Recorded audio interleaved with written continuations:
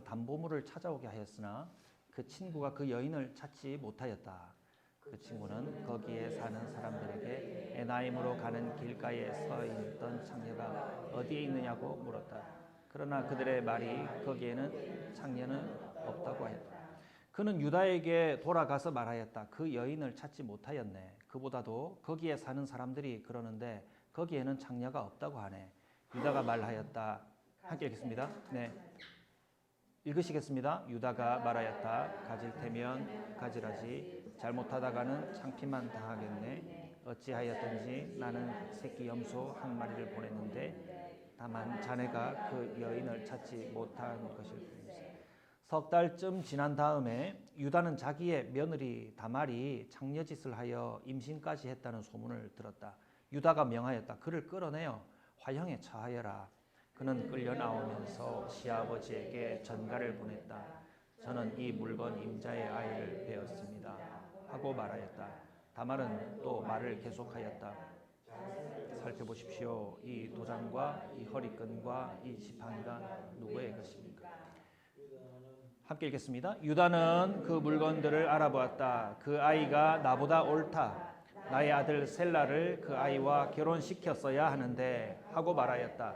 유다는 그 뒤로 다시는 그를 가까이 하지 않았다. 아멘. 내가 책임을 다하지 못하였다. 내가 책임을 다하지 못하였다는 제목으로 하나님 말씀 나누겠습니다. 이번 주 읽으신 이야기는 유다의 이야기입니다. 요셉의 이야기가 진행되는 듯 하다가 유다의 이야기가 갑자기 끼어든 것이 아니라 지난 그 요셉이 이집트로 팔려가는 이야기 가운데 요셉을 이집트로 파는데 가장 선봉에 나서서 이 일을 이룬 사람이 유다였죠. 유다의 악행이 요셉을 이집트로 파는 것으로부터 시작돼가지고 이집트에 요셉을 팔고 난 다음 이 유다의 집에 어떤 악행이 연속적으로 일어나고 있는가 어떤 악행이 연속적으로 일어나고 있는가를 보고 읽게 되었습니다. 그 내용이 너무 악한 내용의 나열이다 보니까 망측하기도 하고 우리의 눈살을 찌푸리게 하는 편안하지 않은 얘기들이 가득 차 있습니다. 유다는 우선 아버지와 함께 가나안 땅에서 하나님이 이루게 하신 그 지역에서 벗어나서 따로 나와 가나안 사람들과 함께 살았다라는 내용으로 이 말씀이 시작하죠. 그리고 난 다음 세 아들을 낳았는데 에르와 오난과 셀라 이 세 아들을 낳아요. 그리고 세 아들 중에 첫 아들을 결혼을 시켜가지고 살게 하였는데 그 첫 아들이 하나님께 어떤 잘못, 어떤 범죄를 하였는지는 밝히지는 않고 있지만 하나님께 악을 행하여서 하나님 보시기에 악하게 되어서 이 첫째 아들을 하나님이 죽이셨다고 기록합니다. 그리고 난 다음 그 아들이 결혼하자마자 죽게 된 상황이 됐으니까 그 첫째 아들과 관련된 가족은 며느리 하나만 남게 된 거예요.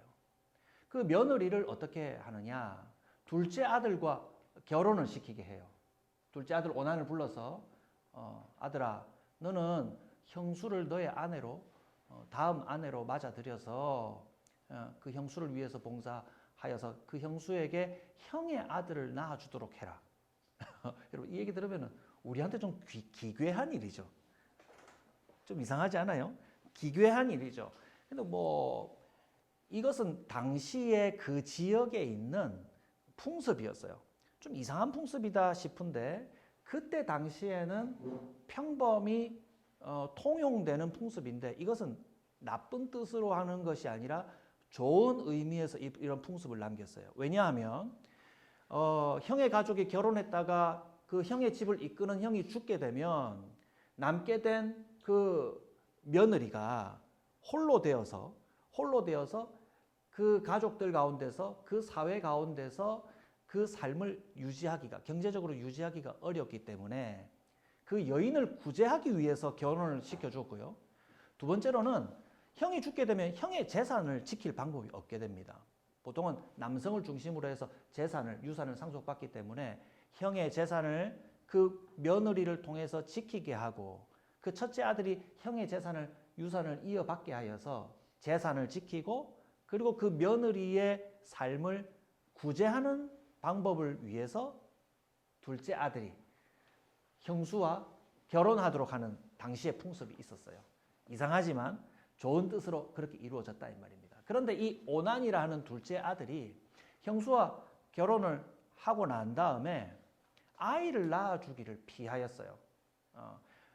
한번 이치를 따져보면 그렇습니다. 여러분, 결혼하는 일이 요즘도 그렇습니다만 아내를 데려와서 함께 지내는 일은 경제적으로 보면 돈이 많이 드는 일이에요. 돈이 많이 드는 일이에요. 뭐 그걸 다 따져볼 시간은 없고요. 돈이 많이 드는 일이라 아내를 데려와서 살게 하는 것까지는 그래, 아내의 의무를 다하게 하고 우리 집에 가정을 돌아보게 하지. 그런데 자식은 낳아줄 수 없다. 이렇게 생각하는 거예요. 자식은 낳아줄 수 없다는 것이 내가 왜 내 돈 들여서 내 아내를 한 명 더 두고 이 아내에게 형의 자식을 낳아줘서 그 형의 재산을 보존해 줄 의무가 내게 있나 하면서 그 의무를 저버리기로 결심을 해요. 아내는 2대, 의무는 저버리는 거예요. 뭐 간단히 말하면 오늘 말씀의 제목과 같이 책임을 나는 못하겠다. 나는 책임을 지지는 않고 싶다. 라고 한 거예요. 이 일을 하나님이 보시고 이 오난도 하나님 앞에서 악하다고 여기셔서 책임을 다하지 않겠다고 여긴 오난도 악하다고 여기셔서 죽이셔요. 그리고 난 다음 셋째 아들 셀라가 남죠. 셀라가 자기 순서가 되었는데 유다의 입장에서 고민이 빠졌어요. 어떤 고민을 하게 됩니까? 이 다말이라는 여자를 데려왔더니 우리 첫째 아들도 죽고 둘째 아들도 죽고 이제 셋째 아들과마저도 이 여인과 결혼을 시키면은 죽게 될 것 같은 거예요. 그래서 이 며느리 다말에게는 이런 핑계를 합니다. 이 셀라가 아직은 결혼시키기에는 나이가 어리니까 나이가 장성하게 되면 남편으로 줄게 하고 이 다말을 자기 아버지의 집으로 돌려보냅니다. 친정으로 돌려보내는 거죠. 그런데 성경에 어떤 표현을 분명히 하고 있냐면 유다의 마음에는 이 셀라를 다말의 남편으로 줄 생각이 있다 없다? 생각이 없어요.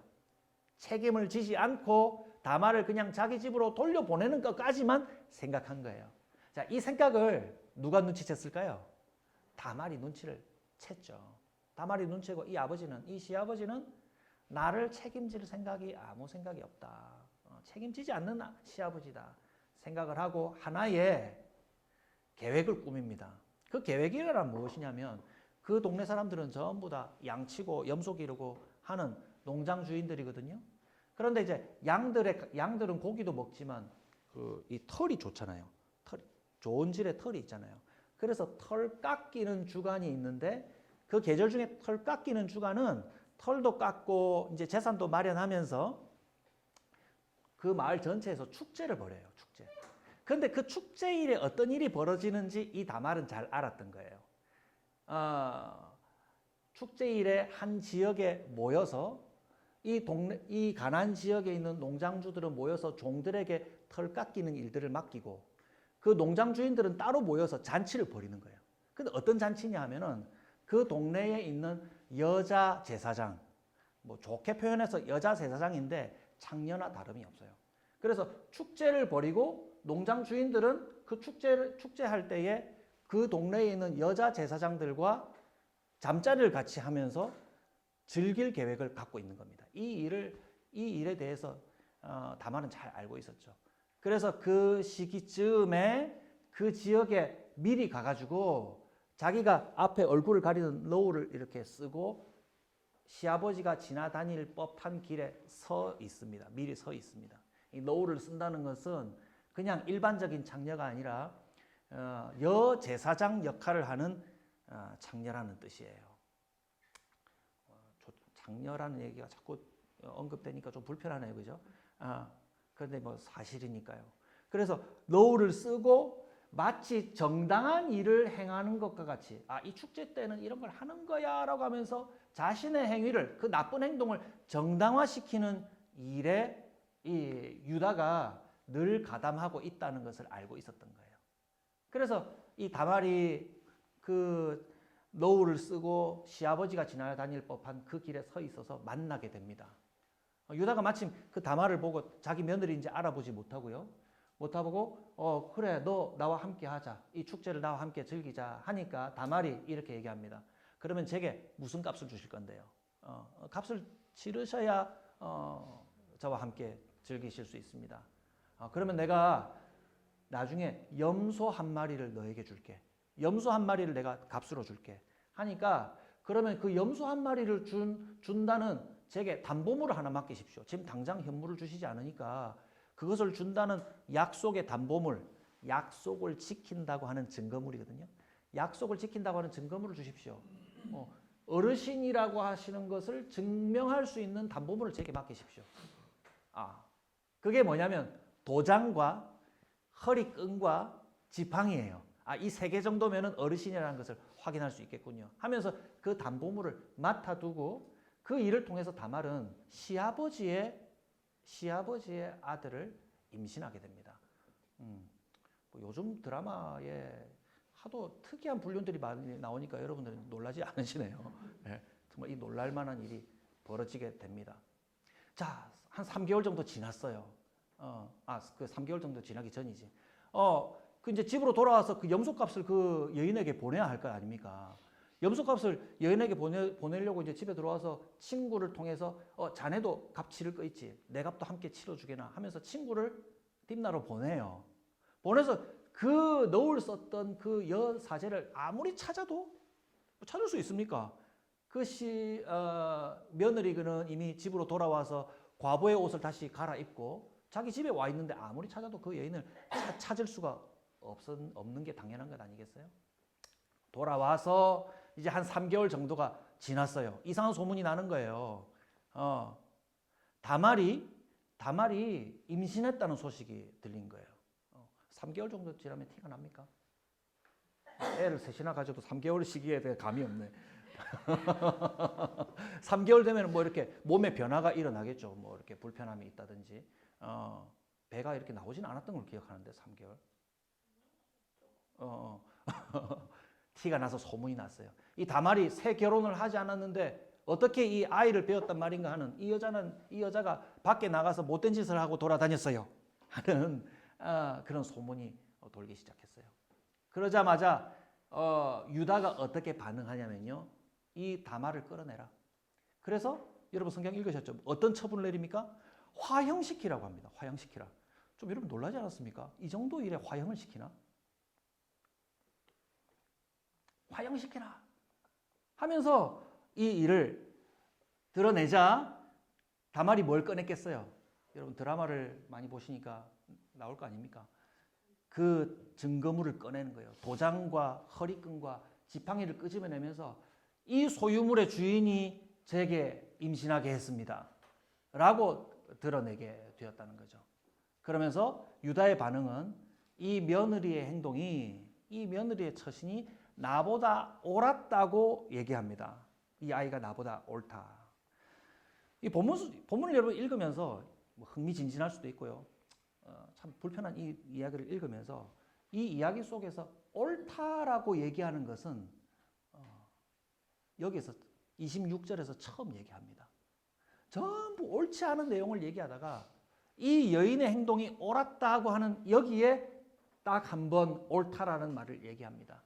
이 말과 달리 이 유다의 삶과 관련된 모든 행위들, 유다로부터 시작된 옳다의 반대, 옳지 않다. 옳지 않음의 모든 시작이 유다에게서 시작되었죠. 아다시피 동생을 내다 버리고요. 자신의 삶도 역시 아버지의 집을 나와서 악한 것으로 채워갔습니다. 세상 풍습을 쫓아서 풍요를 이룬다.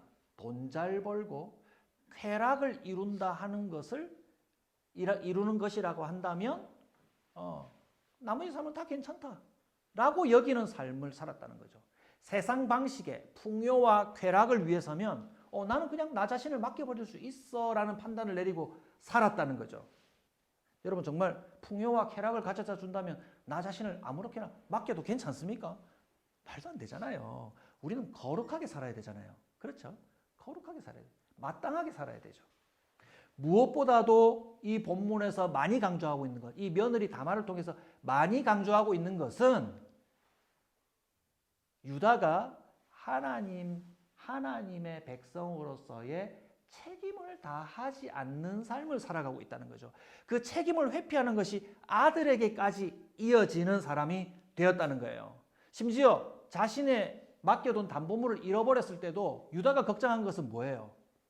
내가 이러한 죄를 지어서 내가 이런 부끄러움을 처하게 되었구나, 이런 판단을 하지 않고 그저 부끄러움 당할 것만 걱정하는 사람이 되어버린 거죠. 죄에 무감각하고 책임을 지기보다는 책임을 회피하는 사람이 되었다는 거예요.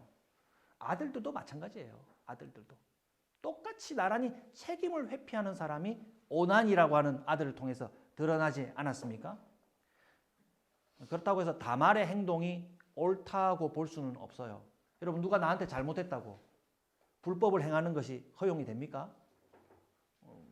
제가 최근에 막 시리즈 몰아보기를 했던 게 한 편이 있는데 모범택시 2편, 저만 그런 걸 보는가 본데 모범택시 2편에 보면은 누군가에게 나쁜 일을 행하는 사람에게 그 가해자에게 보복을 하죠. 보복을 하는데 법에 허용된 선을 넘어서서 스스로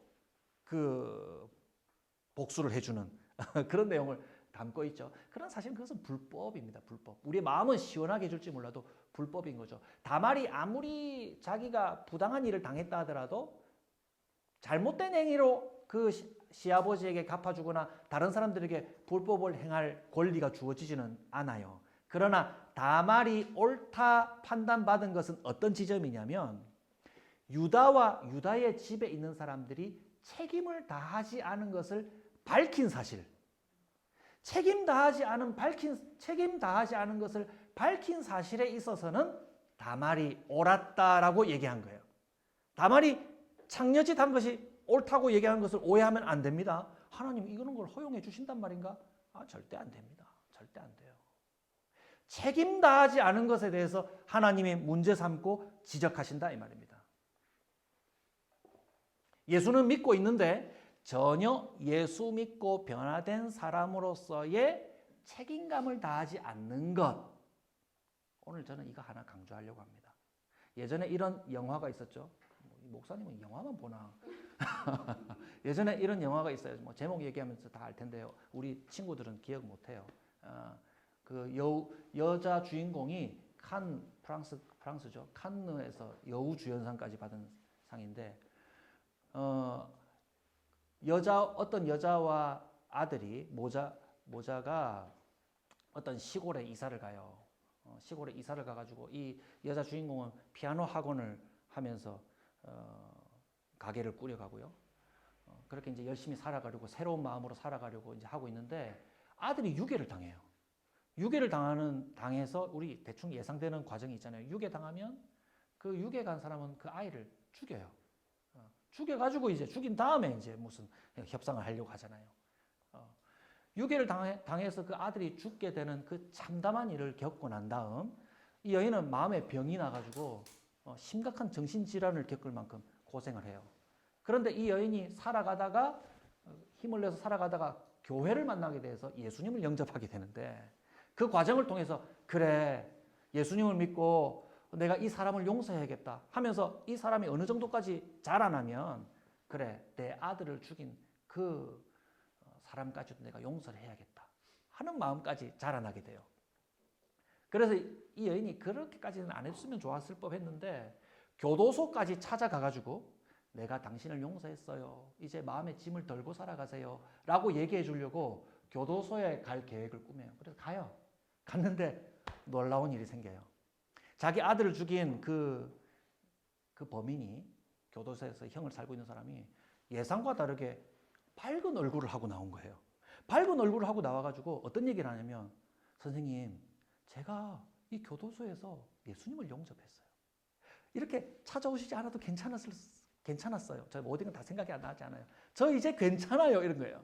자기 아들을 죽여놓고 저 이제 괜찮아요. 예수님이 다 용서해 주셨어요. 저 이제 새 사람으로 살아갈래요. 라고 얘기하게 된 거예요.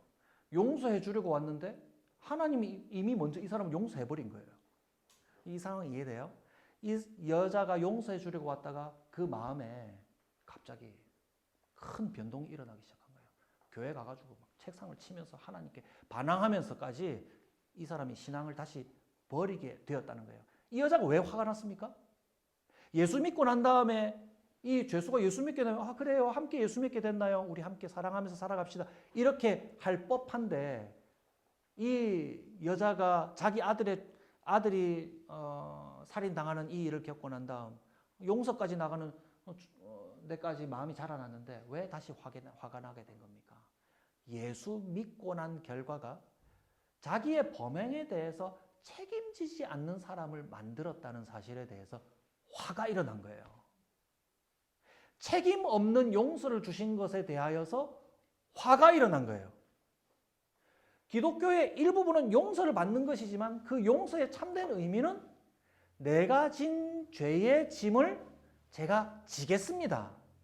내가 책임을 지겠습니다 하는 사람으로 바꿔놔야 되는데 그저 간편하게 용서를 만들어버리는 것으로 죄의 짐을 덜어놓았더라 하는 거예요. 부당한 거죠. 여러분 그런 용서 100% 되겠습니까? 뭔가 부족한 것 아니겠어요? 한 개 더 얘기할게요. 제가 머리 새로 했는지 여러분 아시나요? 관심 좀 가져주세요. 지난주에 얼마나 방송을 찍으는데 이렇게 막 요즘 그 아이들이 이렇게 하듯이 막 머리가 내려와가지고 미용을 하러 갔는데 그 미용제 하시는 원장님을 제가 언제 한번 전도할까 그런 생각을 누굴 만나나 그 생각하잖아요. 전도할 수 있을까? 마음을 푸는 건지 어떻게 알아챘는지 몰라도 자기가 금지하는 게 있대요. 금지하는 것이 두 가지가 있는데 하나는 정치 얘기하는 것. 나는 뭐 이명박이나 노무현이냐 정치 얘기하는 거. 두 번째는 종교 얘기하는 거. 종교 얘기하는 거래. 절대. 그 중에서 제일 지독한 종교가 어느 종교인지 아십니까? 예상하다시피 기독교랍니다. 이 기독교는 사람들이 가만히 덕 쌓고 앉아 있는데 가만히 있는 사람한테 시비를 건다 이 말이에요. 시비를 걸어가지고 예수 안 믿으면 지옥 떨어지니까 제발 나처럼 행복해지자고 가만히 있는 사람을 자극해가지고 싸움을 만들어내는데 제일 못 말리는 싸움이 종교 싸움, 그 정치 싸움하고 종교 싸움이래요. 제 마음에 이렇게 쌓았던 걸 좀 가만히 내려놓고 그러면서 이제 이 아주머니가 이제 그만 얘기해도 되는데 계속 얘기하면서 자기가 본래는 교회를 다녔던 사람이래요. 본래 교회를 다녔던 사람인데 어느샌가 교회의 매력을 잃고 떠나게 되었고 자기 마음 가운데 언젠가는 내가 종교를 하나 가져야지 이 일을 다 접고 마음의 평화를 가져다 주는 종교를 하나 가져야지 마음은 먹고 있는데 절대 안 되는 종교가 하나 있대요. 기독교랍니다. 이 기독교라는 것은 어떤 잘못을 해도 쉽게 용서를 해주기 때문에 기독교 종교를 믿는 사람들 보면 도덕적으로 잘못 사는 사람들이 너무 많더라 이 말이에요. 심지어 대표적으로는 목사들이 대표에 서가지고 죄를 짓고도 멀쩡하게 계속 목사하고 계속 잘못된 행동들을 정당화하는 것들을 보고 아유 난 기독교는 딱 싫다 이렇게 되는 겁니다. 여러분 이런 사람들에게 어떻게 답을 해주겠습니까? 뭔가 우리가 아는 것과는 사람들이 잘못 생각하고 있죠? 잘못 생각하고 있지 않아요. 어떻게 얘기해 줄래요? 기독교는 죄를 책임 안 지는 종교입니까? 어때요? 죄를 책임 안 집니까? 죄를 책임집니까? 죄를 책임지는 게 맞죠. 우리의 믿음은 죄를 책임지는 종교입니다. 우리 예수님은 죄를 책임졌습니까? 책임 안 졌습니까? 우리 예수님은 죄를 심각하게 여기시기 때문에 죄를 책임지기 위해서 뭘 걸었어요? 목숨을 걸고 그 죄를 해결하셨잖아요. 그래서 오늘 제가 예배 시작할 때 내 안에 사시는 분이 예수님이 내게서 사신다라고 주장했다라면 죄를 책임지시는 예수님이 내 안에 사시는 사람의 삶은 죄를 책임지는 태도를 가집니까? 죄를 책임을 안 지려는 태도를 가집니까? 책임을 모든 면에 있어서 의무도 책임지고 잘못한 그 이후의 결과에 대해서도 책임을 지려고 하는 태도를 가지고 살아가는 사람이 그리스도인이라 하는 거예요. 여러분 그래서 그리스도인이라는 것을 드러내는 것을 부끄러워하지 마세요. 부끄러워하지 마세요. 잘못 이해하는 사람들이 그러한 실수를 가지고 책임을 면하려고 해서 우리 앞에 부끄러움을 만들어내는 것이지 그렇지 않습니다. 잘 믿는 사람들은 책임을 집니다. 내가 책임져야 될 거 책임질게요. 라고 얘기해야 하는 겁니다. 회개는 옛사람이 죽고 새사람으로 사는 거예요. 옛사람의 모습이 없어져 버리고 새사람으로 사는 건데 유다는 아버지의 집에서 새 나라를 이루고 새 백성의 삶을 이루는 데서 나와가지고 옛사람으로 돌아가 버렸죠. 하나님 백성 되었다고 했는데 옛 모습으로 돌아가 버리는, 의무에서 벗어나 버리고 마음대로 자유롭게 살아가는 삶으로 되돌아가 버린 거예요. 그래서 문제가 된 겁니다. 의무를 내팽개치고 잘못을 저지르고도 책임지지 않는 사람이 돼버린 거예요. 그래서 우리는 이렇게 말해야 돼요. 제가 잘못한 것은 제가 달게 받겠습니다. 여러분 그렇게 해야 돼요. 그렇게 안 하는 목사님 있으면 여러분 탓을 하세요. 그렇게 안 하는 사람이 있으면 지적하세요. 그리고 제가 바르게 살겠습니다. 오늘 설교 다 까먹어도 괜찮아요. 예수 믿는 것, 예수 믿는 사람의 정당한 반응은, 예수님 모시고 살아가는 사람의 정당한 반응은 제가 잘못한 것은 제가 달게 받겠습니다. 그리고 바르게 살아가겠습니다. 다르게 표현해 볼까요? 제게 맡겨진 사랑의 의무를 다하겠습니다. 여러분, 잘못한 거 앞에 얘기했고요. 두 번째 거는 의무예요. 제게 맡겨진 사랑의 의무를 회피하지 않고 다 하겠습니다. 그리고 그 책임을 피하기 위해서 거짓말하지 않겠습니다. 이 모든 말은 책임이라는 한 단어에 모아지지 않습니까? 책임을 다하시는 그리스도인이 되시기를 바랍니다. 반성해야 할 것 반성하시고요. 하나님이 우리를 그렇게 인도하신다는 것을 명심하십시오. 그래서 하나님이 우리를 그렇게 바로잡기 위해서 때로는 번거롭게 하시기도 하고요. 깨닫게 하시기 위해서 슬프게도 하실 수도 있어요. 그렇게 해서 우리를 어떤 모습으로 만들어 가신다? 책임 회피하는 사람이 아니라 그리스도께서 우리 안에 사시는, 책임을 지고 바르게 삶을 만들어가는 하나님의 거룩한 백성으로 만들어 가신다는 사실을 기억하고 옛사람의 모습을 버리고 정말 새사람다운 모습으로 살아가시는 저와 여러분들이 되시기를 주님의 이름으로 축복합니다. 함께 기도하겠습니다.